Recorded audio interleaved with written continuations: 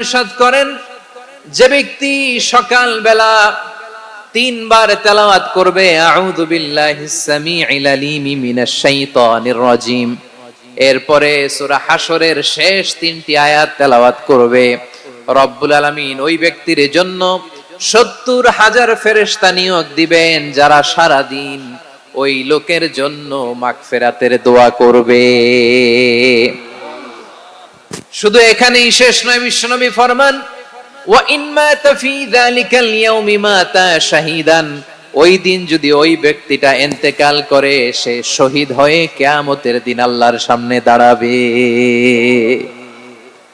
সকালবেলা যদি পড়েন 3 বার আউযু বিল্লাহিস সামিউল আলিম মিনাশ শাইতানির রাজিম 3 বার পড়ে সূরা হাশরের শেষ 3 আয়াত যদি তেলাওয়াত করেন, তাহলে আপনার জন্য আল্লাহ তাআলা 70,000 ফেরেশতা নিয়োগ করবে।